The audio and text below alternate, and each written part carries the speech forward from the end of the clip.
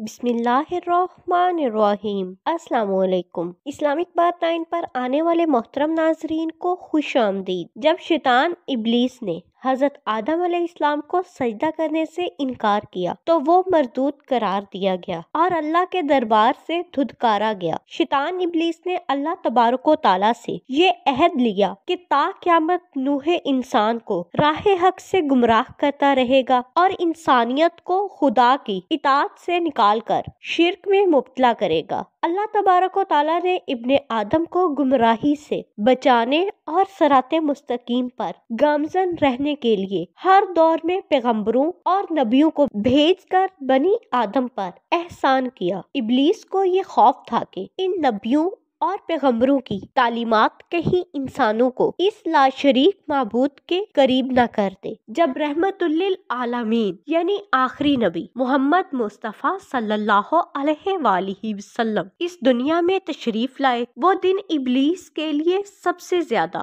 گراں اور سختی کا دن تھا، کیونکہ آپ صلی اللہ علیہ وآلہ وسلم کی مبارک ذات کی برکت سے بنی نوع انسان کو ہدایت ملنے والی تھی، جو ابلیس کی سب سے بڑی ناکامی تھی۔ علامہ ابن کثیر اپنی کتاب میں لکھتے ہیں کہ ابلیس 4 بار بلند آواز رویا۔ پہلی بار جب اللہ تعالیٰ نے اس پر لعنت بھیجی، دوسری بار جب اسے آسمان سے زمین پر پھینکا گیا، تیسری بار جب نبی مصطفیٰ صلی اللہ علیہ وآلہ وسلم کی ولادت ہوئی، اور چوتھی بار جب سورۃ فاتحہ کا نزول ہوا۔ ابن ابی حاتم اپنی تفسیر میں حضرت اکرمہ سے روایت کرتے ہیں کہ آپ صلی اللہ علیہ وآلہ وسلم کی ولادت کی وجہ سے روئے زمین نور سے منور ہو گئی۔ ابلیس نے کہا، آج ایسا بچہ پیدا ہوا ہے جو ہمارا معاملہ خراب کر دے گا۔ تو اس کے ایک سپاہی نے کہا، تم جاؤ اس بچے کی عقل میں خامی پیدا کرو۔ چنانچہ ابلیس آیا، مگر جب نبی کریم صلی اللہ علیہ وآلہ وسلم کے قریب ہوا تو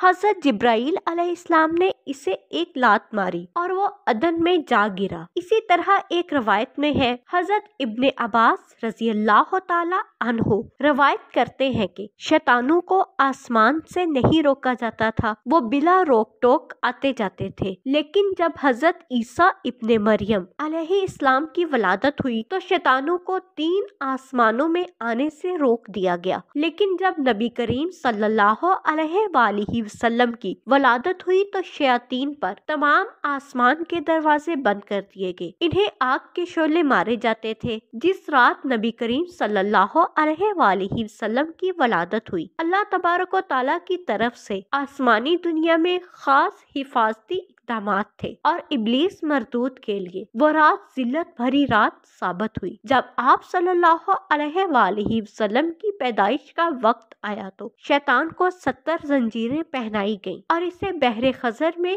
سر کے بل لٹکا دیا گیا۔ تمام شیاطین اور سرکش مخلوقات بھی زنجیروں میں جکڑ دی گئیں۔ یہ تھی میرے نبی کریم صلی اللہ علیہ وآلہ وسلم کی شان۔ اللہ پاک ہمیں بھی شیطان کے شر سے محفوظ رکھے اور اپنے پیارے نبی حضرت محمد صلی اللہ علیہ وآلہ وسلم کی سنت پر عمل پیرا ہونے کی توفیق عطا فرمائے، آمین یا رب العالمین۔ مزید ایمان افروز ویڈیوز دیکھنے کے لیے ہمارے چینل کو شیئر، لائک اور سبسکرائب کریں۔ شکریہ۔